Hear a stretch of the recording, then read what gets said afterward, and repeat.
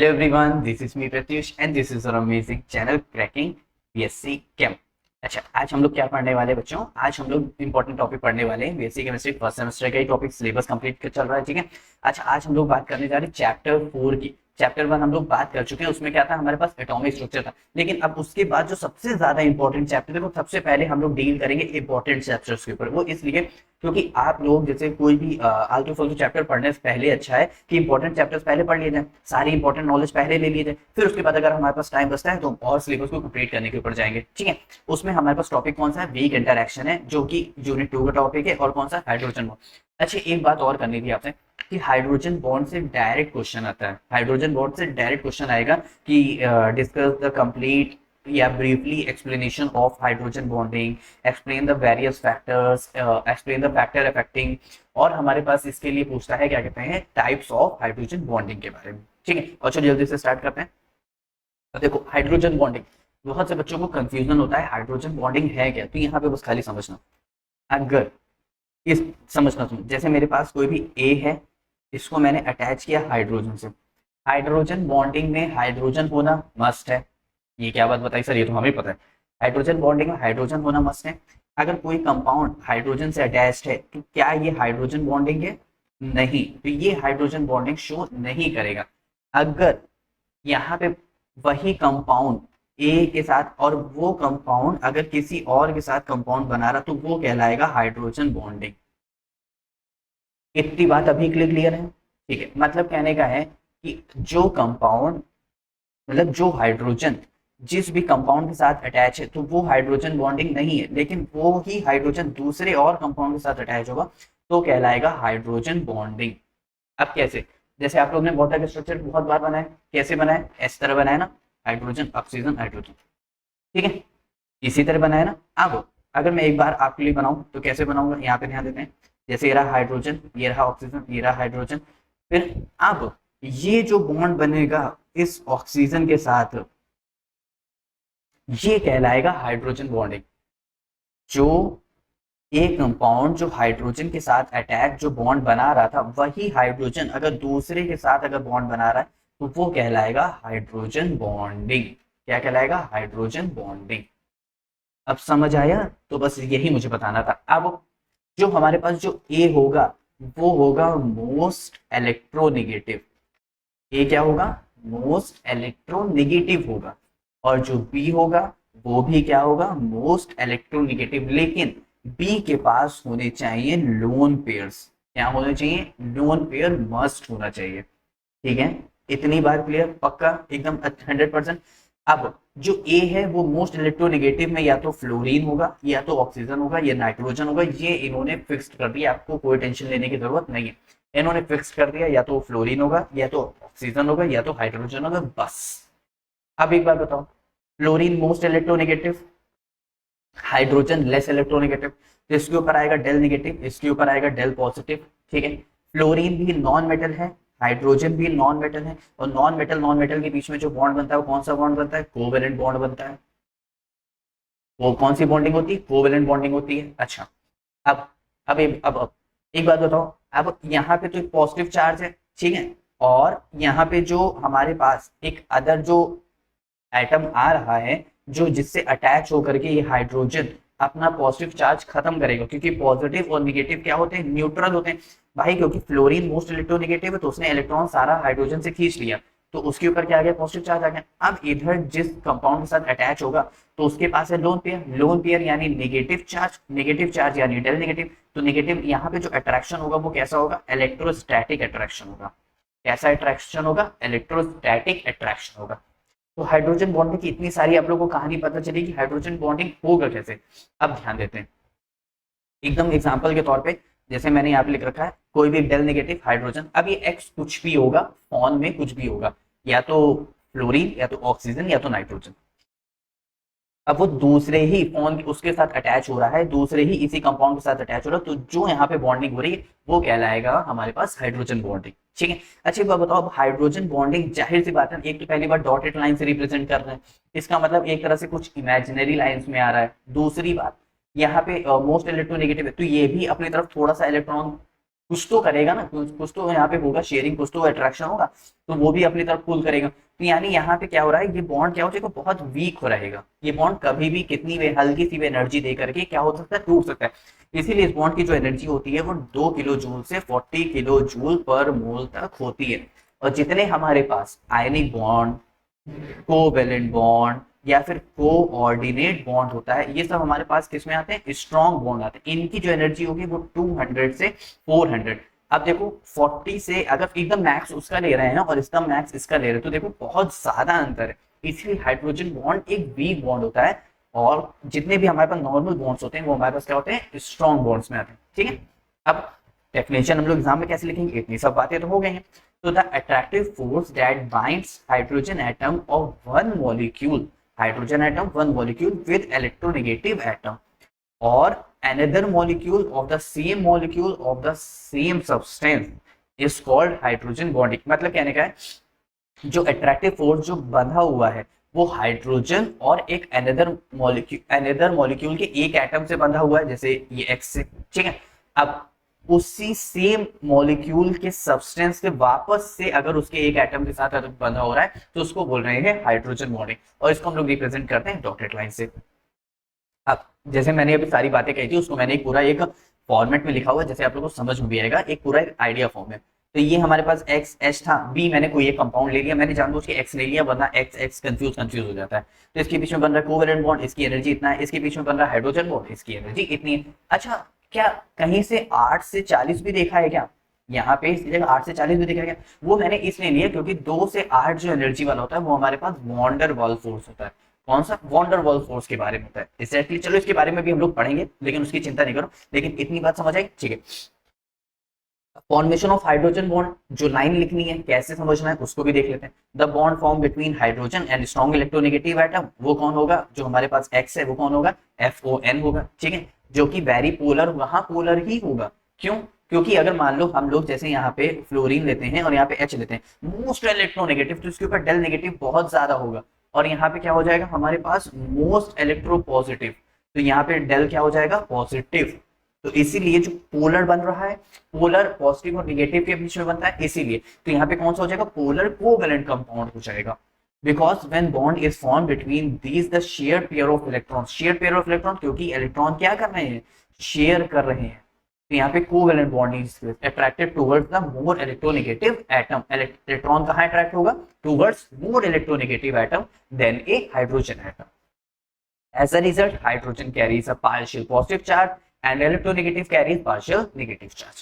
ठीक है, जैसे और एक और बार हम लोग ग्राफ में एक आइडिया देखना चाहें तो इस तरह, जैसे यहाँ पे ध्यान दो, इसके ऊपर नेगेटिव चार्ज, इसके ऊपर पॉजिटिव चार्ज, इसके ऊपर नेगेटिव चार्ज। ये हमारे पास शुड बी लोन पेयर होना ही होना चाहिए, ये हमारे पास क्या है, मैंडेटरी है, और ये बॉन्ड होना ही होना है, और ये भी, और इसके पीछे कोवेलेंट बॉन्ड बन रहा है। और यहाँ पे जो इलेक्ट्रोस्टैटिक अट्रैक्शन है बिटवीन प्लस और माइनस इलेक्ट्रोस्टैटिक अट्रैक्शन रखेंगे तो between hydrogen and lone pair is called hydrogen bond, जो कि यहाँ पे रहेगा। इतनी बात क्लियर। चल अब एक चीज आगे और देखते हैं, वो हमारे पास रहेगा स्ट्रेंथ के ऊपर, कि अगर मान लो हमको कोई एक कंपाउंड दे दिया और उसने पूछा यहाँ पे हाइड्रोजन बॉन्डिंग किसमें सबसे ज्यादा है। देखो हाइड्रोजन बॉन्डिंग हमें देखना तो फिलहाल इसमें और इसमें दोनों में पड़ेगा, ठीक, क्योंकि ये दोनों ही हाइड्रोजन से अटैच है, लेकिन मेनली जो बॉन्ड फॉर्म हो रहा है वो इसके बीच में हो रहा है, तो हम लोग इसको ही हाइड्रोजन बॉन्डिंग कहेंगे।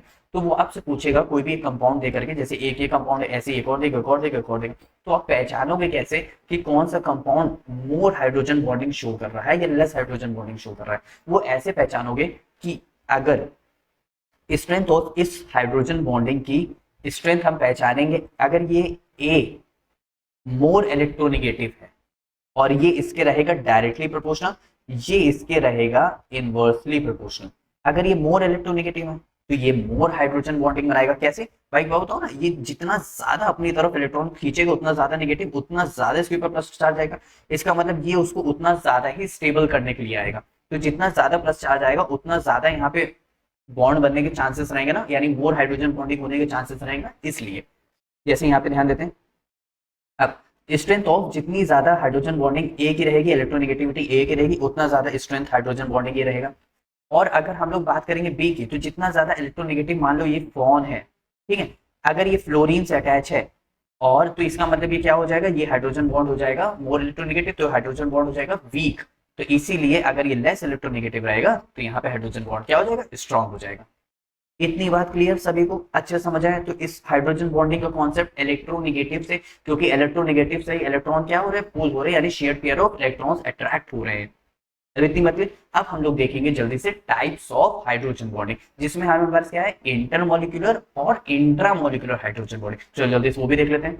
तो टाइप्स ऑफ हाइड्रोजन बॉन्डिंग, देखो टाइप्स ऑफ हाइड्रोजन बॉन्डिंग में हमें दो कैटेगरी समझने की जरूरत। हाइड्रोजन बॉन्डिंग तो हम लोग जान चुके हैं। तो टाइप्स ऑफ हाइड्रोजन बॉन्डिंग में दो कैटेगरी हैं, एक हमारे पास है इंट्रा, इंट्रा, ठीक, और एक है इंटर, ठीक। अभी समझ आएगा सब कुछ, मैं आपको पहले से मीनिंग नहीं बता रहा हूँ।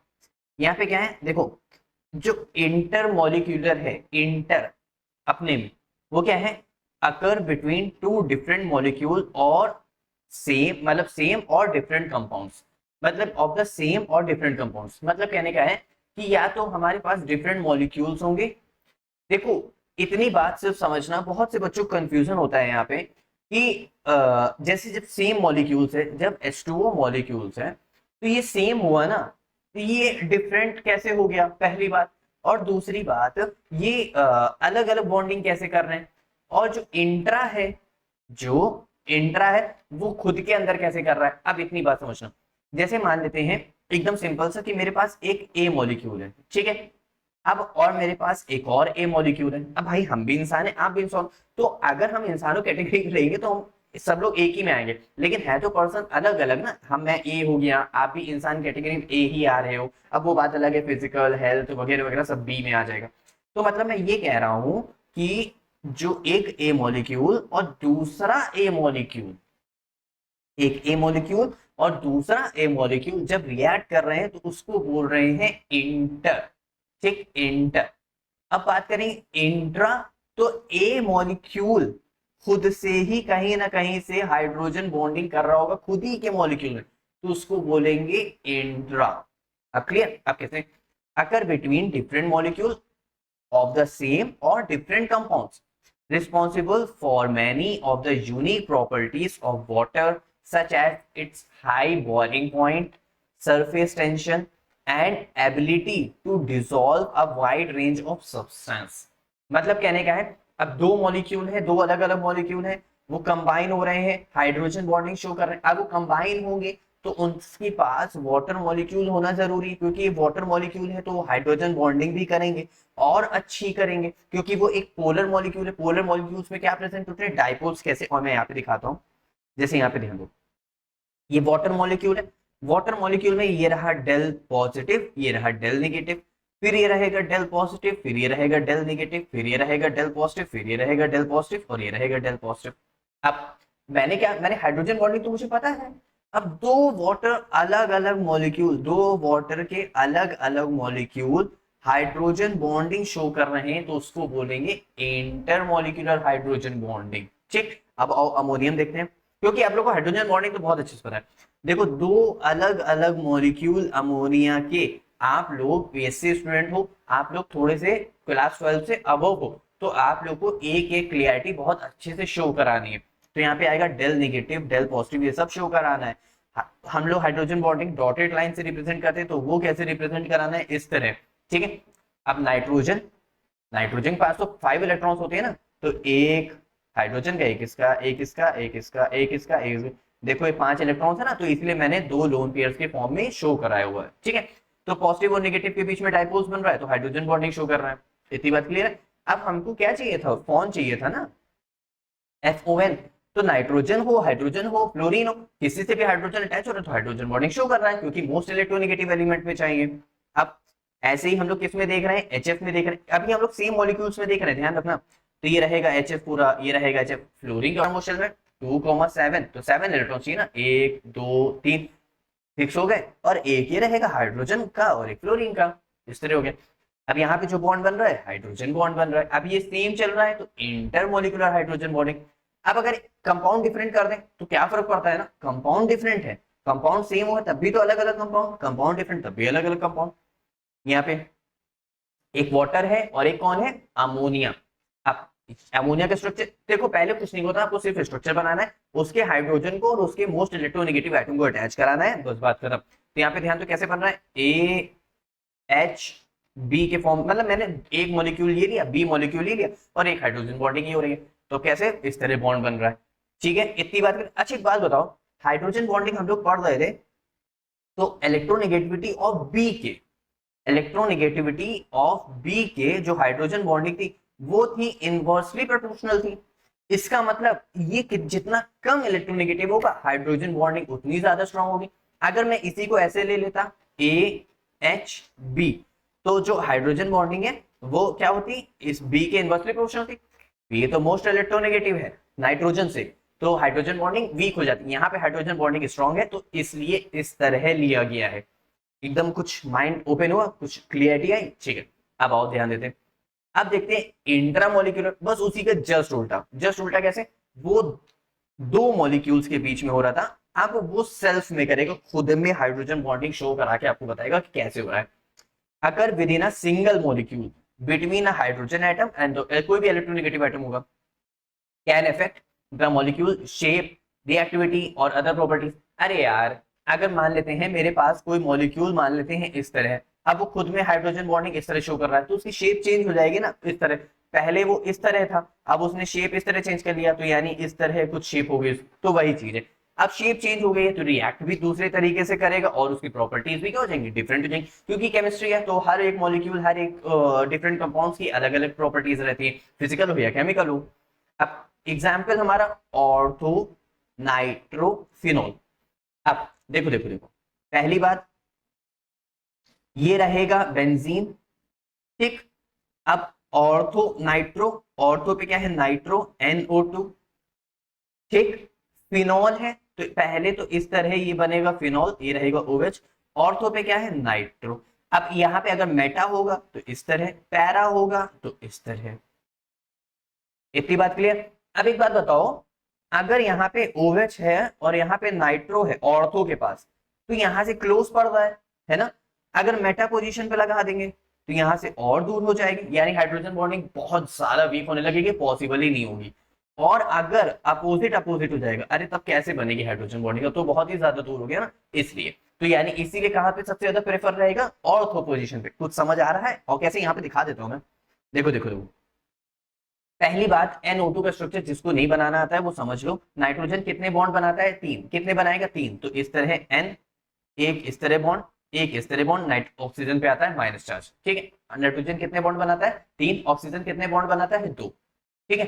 अब अगर यहाँ पे इस तरह NO2 है, यहाँ पे O माइनस, अगर इस O माइनस को यहाँ पे उतारेंगे तो यहाँ पे डबल बॉन्ड आ जाएगा और यहाँ पे शिफ्ट हो जाएगा। इसीलिए ये इसका बनता है रेजोनेटिंग स्ट्रक्चर। क्या बनता है, इस एरो के थ्रू क्या बता रहे, रेजोनेटिंग स्ट्रक्चर। अब बात एकदम क्लियर है, ठीक है। अब इसका हाइड्रोजन और इसका ऑक्सीजन, भाई हम लोग क्या चाहिए, हमको चाहिए मोस्ट इलेक्ट्रोनेगेटिव फॉर्म चाहिए, तो हमने इस तरह क्या किया, इसके साथ अटैच किया, तो हमको क्या मिल रहा है, हाइड्रोजन बॉन्डिंग हमारी क्या हो रही है, शो हो रही है। अब इतनी बात क्लियर है अच्छे से। तो देखो, अब मेटा नाइट्रो पे बहुत दूर हो जाएगा और पैरा नाइट्रो पे बहुत ही ज्यादा दूर हो रहा है, ठीक है। अब ये था हमारा पूरा का पूरा क्या था, इंटरमोलिक्यूलर और इंट्रामोलिक्यूलर हाइड्रोजन बॉन्डिंग। अब कुछ इंपॉर्टेंट पॉइंट्स हैं जो हमको ध्यान रखने की बहुत ज्यादा जरूरत है।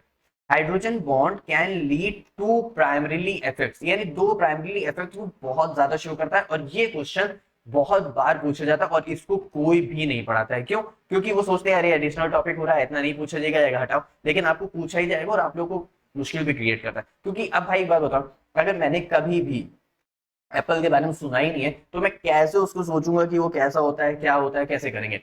तो इसीलिए हमको सारे टॉपिक्स पढ़ना बहुत ज्यादा जरूरी है, क्योंकि 15 मार्क्स का भी लॉन्ग आंसर आता है, और 15 मार्क्स में अगर 2 से 3 पेज लिख दोगे तो मजा नहीं आएगा। अब चीलेशन और डायमराइजेशन। चीलेशन हमेशा एक रिंग के फॉर्म में रहेगा, कोई भी रिंग, कोई भी ring.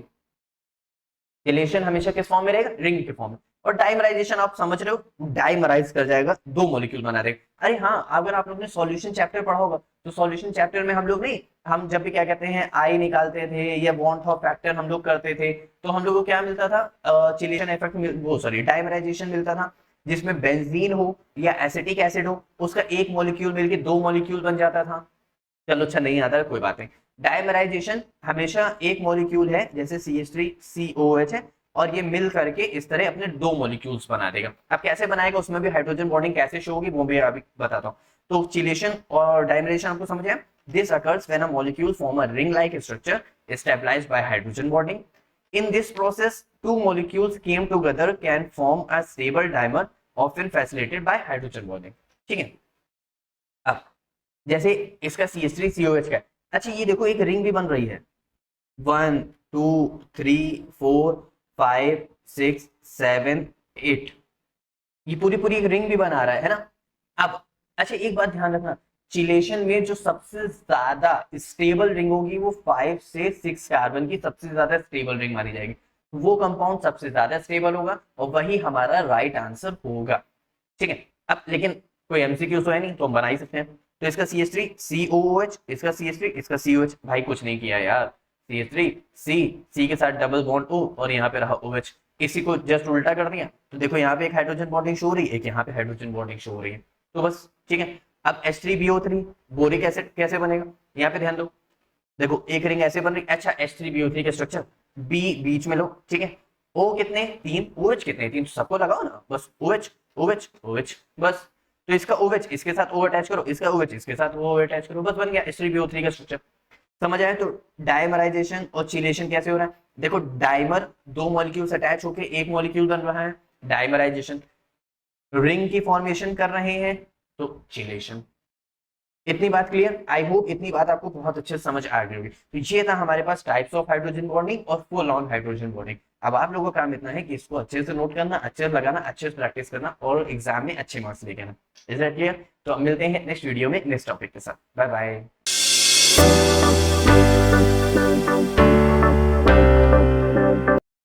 Hello everyone, this is me Pratyush and this is our amazing channel Cracking BSc Chem। अच्छा आज हम लोग क्या पढ़ने वाले, आज हम लोग पढ़ेंगे जैसे कि हम लोग फुल ऑन सिलेबस लेके चल रहे हैं तो उसमें हमारे पास हाइड्रोजन बॉन्डिंग के बाद एक नया टॉपिक आता है, वो हमारे पास आएगा वॉन डर वाल्स फोर्स। अच्छा वॉन डर वाल्स फोर्स एक बहुत ही ज्यादा वीक फोर्स होता है। अच्छा वीक फोर्स इसलिए होता है क्योंकि यहाँ पे टेम्परेरी इफेक्ट शो हो रहा होता है। अभी सिर्फ सुनना मेरी बात, ठीक है। वॉन डर वाल्स फोर्स एक वीक फोर्स होता है जो कि 2 से लेकर के 8 किलो जूल एनर्जी पर मोल देने पे क्या हो जाता है, ब्रेक हो जाता है, इसका बॉन्ड जो होगा वो टूट जाएगा। ठीक है। अच्छा चैप्टर 4 है वीक इंटरेक्शन है, यूनिट 2 है वॉन डर वाल्स फोर्स है, जिसका हमारे पास फर्स्ट सेमेस्टर का सिलेबस चल रहा है। ठीक है। अच्छा इतनी बात क्लियर ना, ठीक है। अब देखो यहाँ पर ध्यान देना, van der Waals force are weak intermolecular force that arise from the interaction और टेम्परेरी या फिर permanent dipoles in molecules. Dipole dipole मतलब एक प्लस और एक माइनस, दो पोल हैं जिनको हम लोग डाइपोल बोल रहे हैं। दो को क्या बोलते हैं, डाई, और पोल्स जनरेट हो रहे हैं, पोल्स डाइपोल्स। ठीक। अब जो डाइपोल्स होंगे वो हमारे पोलर मॉलिक्यूल्स होते हैं। पोलर क्यों, एक के पास प्लस चार्ज एक के पास माइनस चार्ज, दो अपोजिट चार्ज तो पोलर मॉलिक्यूल्स। ठीक। इन molecule they are responsible for many physical properties of substance such as boiling point, melting point and solubility। जिसका boiling point बहुत ज्यादा होगा उसकी solubility क्या होगी, कम होगी। अब एक बात बताओ, मेरे पास इसमें NaCl पड़ा हुआ है, मैंने इसको डिसॉल्व किया, मुझे इसमें बॉइलिंग पॉइंट देने की जरूरत है क्या, मुझे टेम्परेचर कुछ देने की जरूरत है क्या, नहीं, वो सॉल्युबल हो जाता है। इसका मतलब इसका बॉइलिंग पॉइंट बहुत ही ज्यादा कम है और सॉल्युबिलिटी बहुत ज्यादा है, फटाक से सॉल्युबल हो गया। अब एक बार बताओ, मैंने क्या किया, इसमें ब्रिक डाल दिया, अरे हाँ जिससे घर बनता है। अब एक बार अब वो सॉल्युबल नहीं हो रहा है तो मैंने उसको, ठीक है, मैंने उसको पीस दिया, मैंने उसके बहुत छोटे छोटे मॉलिक्यूल्स कर दिए, तब भी तो वो सॉल्युबल, तो मैंने उसको टेम्परेचर दिया, टेम्परेचर देते जा रहे देते जा रहे देते जा रहे, फिर धीरे धीरे सॉल्युबल होता जा रहा है। इसका मतलब जो चीज सॉल्युबल कम होगी उसके लिए मुझे उसको टेम्परेचर राइज करना पड़ेगा, जो चीज सॉल्युबल हो जाए उसके लिए टेम्परेचर। तो दोनों के इनवर्सली प्रोपोर्शनल। तो ऐसे ही इफेक्ट करेंगे बॉन्ड के ऊपर, जितना ज्यादा बॉन्ड जल्दी टूट जाएगा, जितना बॉन्ड जल्दी टूटेगा उसकी सॉल्युबिलिटी उतनी ज्यादा होगी, फटाक से सॉल्युबल हो गया। जितना बॉन्ड कम टूटेगा उसको मुझे हीट ज्यादा देनी पड़ेगी, उतना ज्यादा कम ब्रेक होगा। ठीक। अब इसीलिए जो बॉन्ड बनेगा वो वॉन डर वाल्स फोर्स के अकॉर्डिंग वो 5 टाइप्स में बनता है, 5 टाइप्स में बनता है। ठीक है, 5 टाइप्स में बनेगा। अच्छा कैसे, या तो मेरे पास एक आयन होगा और आयन होगा, आयन आयन का हमको पता है Na प्लस और Cl माइनस का हमने बना दिया, हो गया, इंटरेक्शन बन गया। लेकिन हमको चाहिए strong electrostatic force of attraction, वो कैसे, यहाँ पे हमारे पास पहला जो रहेगा वो रहेगा आयन डायपोल फोर्स। आयन एक प्लस चार्ज वाला कंपाउंड रहेगा, डायपोल इस तरह एक प्लस चार्ज वाला एक माइनस चार्ज वाला। ठीक है, एक प्लस चार्ज वाला एक माइनस चार्ज वाला, जिसमें पहले से ही पोल्स जनरेटेड है और प्लस माइनस अट्रैक्ट हो सकते हैं।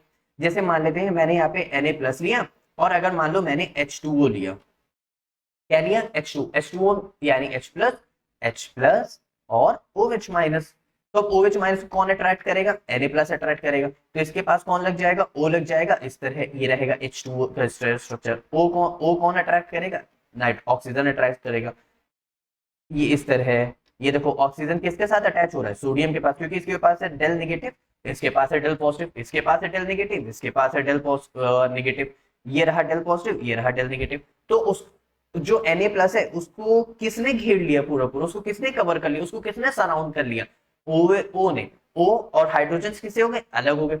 अब अगर किसी को समझ नहीं आता कि Na+ कहां से, अगर मान लो मैं NaCl ले लूं प्लस H2O ले लूं, तो क्या बन रहा है, NaCl बन रहा है प्लस H, नहीं अरे वापस कैसे बन जाएगा, NaOH बन रहा है, और क्या बनेगा हमारे पास HCl बनेगा।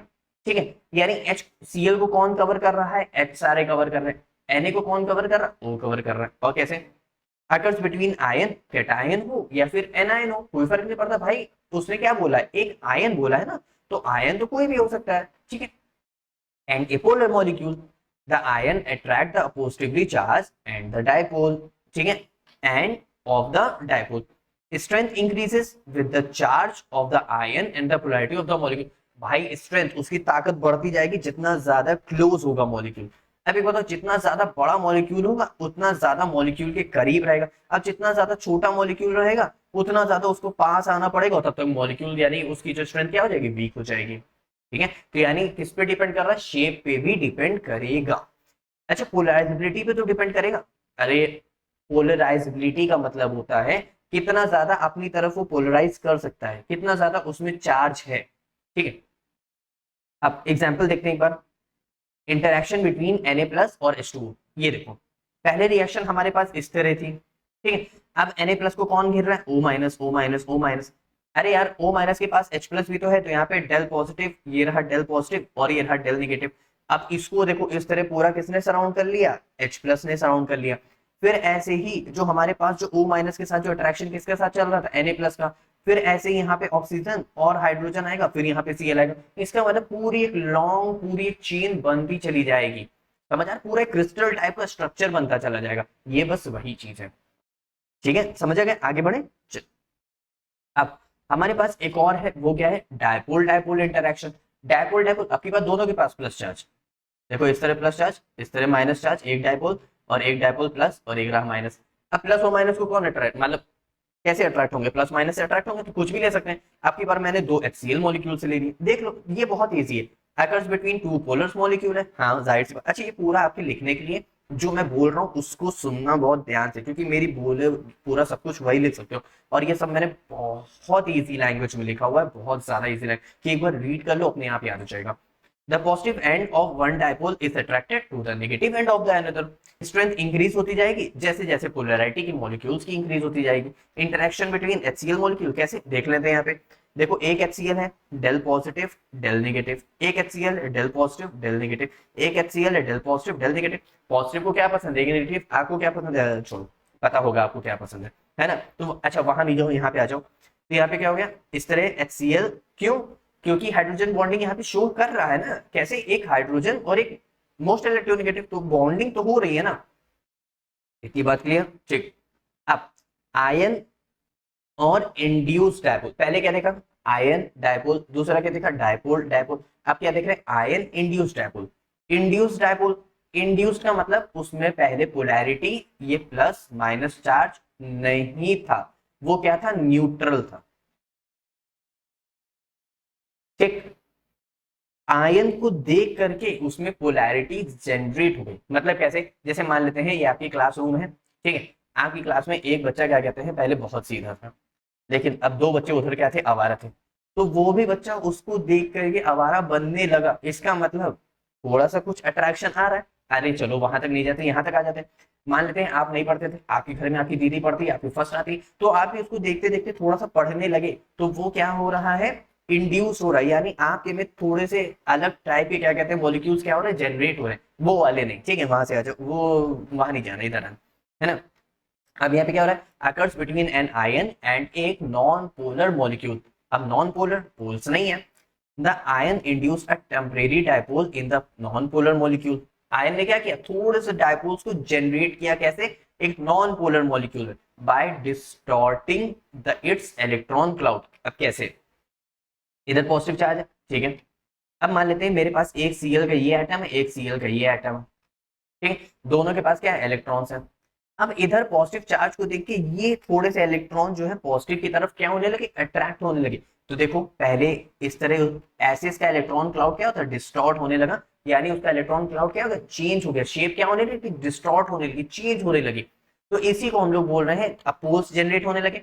अब ये बताओ, अगर ये इसकी तरफ थोड़ा सा खींचेगा तो इसके इलेक्ट्रॉन्स अगर इसकी तरफ खींचेंगे तो, और ये ऐसे ही रहेगा, तो इसका मतलब इसके इलेक्ट्रॉन्स उधर थोड़े बहुत जाने लगे, यानी इसके इलेक्ट्रॉन्स कम होने लगे, तो इसके ऊपर डेल पॉजिटिव आ जाएगा, इसके ऊपर डेल नेगेटिव आ जाएगा, पोल्स जनरेट हो गए। इस तरह स्ट्रेंथ इंक्रीज रहेगी, क्योंकि जितना ज्यादा चार्ज ऑफ द आयन रहेगा उतनी ज्यादा पोलैरिटी की पावर रहेगी। अब एक बार बताओ, प्लस चार्ज जितना ज्यादा इफेक्टिव रहेगा, जितना ज्यादा अपने आप को ताकतवर रहेगा कि प्लस चार्ज बहुत ज्यादा है, तो इलेक्ट्रॉन्स उतनी तरह फटाफट खींचने लगेंगे। अब एक प्लस चार्ज बहुत ही कम है, पावर ही नहीं है, तो माइनस चार्ज आएगा, नहीं आएगा। इस तरह interaction between Na plus and Cl2 molecule, जैसे Na प्लस है, जो देखो एक क्लोरीन मॉलिक्यूल पहले इस तरह था, फिर ये दो क्लोरीन मॉलिक्यूल थे, धीरे धीरे धीरे धीरे इलेक्ट्रॉन इसकी तरफ क्या होने लगे, डिस्टॉर्ट होने लगे, इलेक्ट्रॉन इसकी तरफ क्या होने लगे, बढ़ने लगे। तो इसका मतलब इनके बीच में एक अट्रैक्शन बनने लगा, एक बॉन्ड बनने लगा, ठीक है।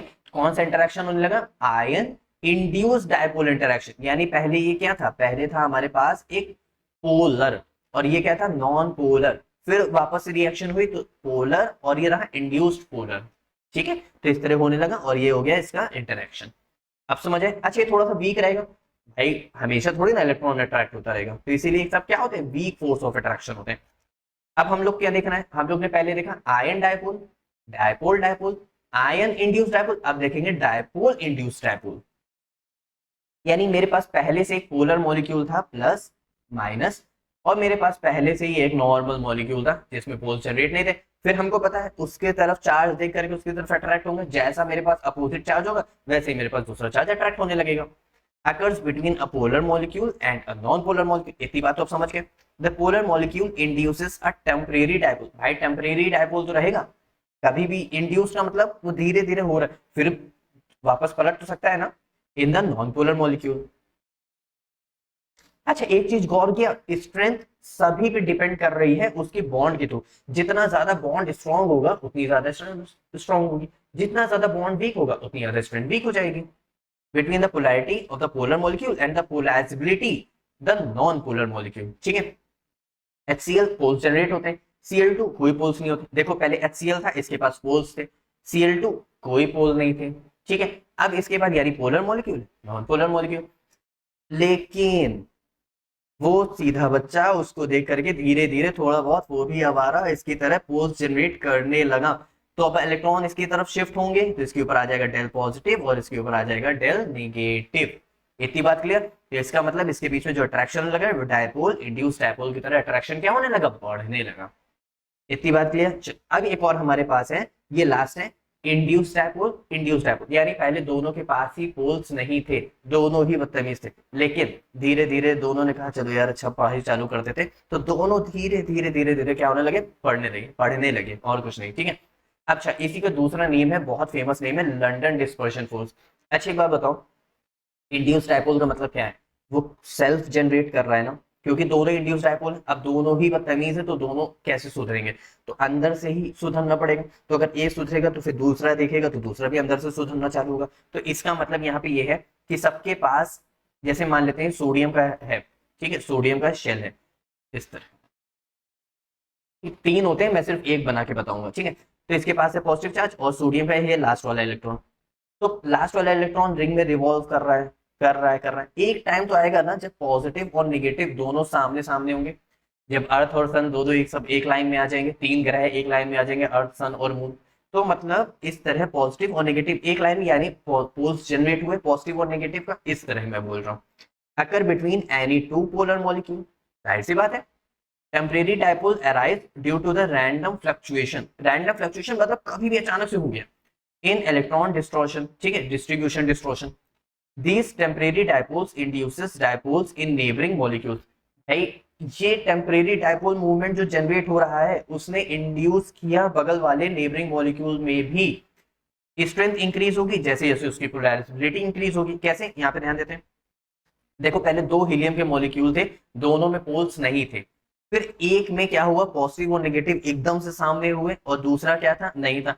लेकिन जैसे बगल वाले में अच्छाई आई वैसे दूसरा वाला भी क्या होने लगा, धीरे धीरे उसको देख करके उसने सोचा चलो हम भी अच्छे बनते हैं। तो पहले नो पोलराइजेशन था, फिर इंस्टेंटेनियस डायपोल जनरेट हुआ ए में, फिर इसको देख करके फिर दूसरा वाला भी क्या हो गया, इंड्यूस डायपोल, यानी वापस से वो भी चेंज हो गया। तो अब दोनों में पोल्स जनरेट हुए तो जो इंटरैक्शन होगा वो होगा इंड्यूस डायपोल इंटरैक्शन।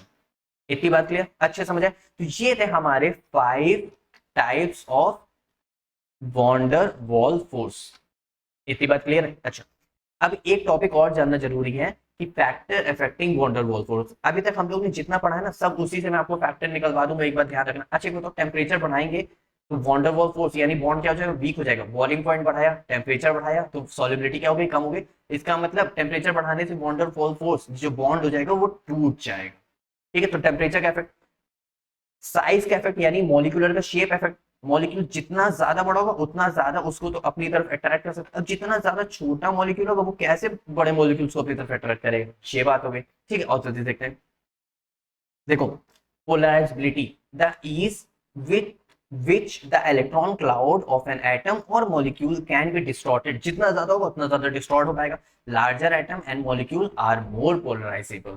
ठीक है, अच्छा, molecular shape with larger surface area have stronger dispersion force, उतनी ज्यादा ताकत से अपनी तरफ खींच पाएगा। और टेम्परेचर क्या है हमारे पास, higher temperature increase molecular motion which can weaken van der Waals force। इतनी बात क्लियर। अच्छा, कोई भी डाउट है नहीं ना? तो यहां तक आप लोग इसको अच्छे से सिर्फ एक बार वेट करना, आप लोग खुद से तुरंत लिख लोगे और कोशिश करना कि ये सारे डायग्राम इस तरह बनाने के, ताकि आप लोग की एग्जाम की जो कॉपी है उसमें क्लियरिटी बहुत मिलेगी और एग्जामिनर खुश बहुत होगा कि बच्चे ने डायग्राम के थ्रू एक्सप्लेन किया है। ठीक है, तो ये था हमारा पास पूरा पूरा wonder wall force. I hope आप लोग को बहुत अच्छे से समझ आया होगा। ठीक है, और वीडियो अगर अच्छा लगा तो लाइक शेयर एंड कमेंट जरूर करिएगा। अब मिलते हैं नेक्स्ट वीडियो में नेक्स्ट टॉपिक के साथ। Bye bye.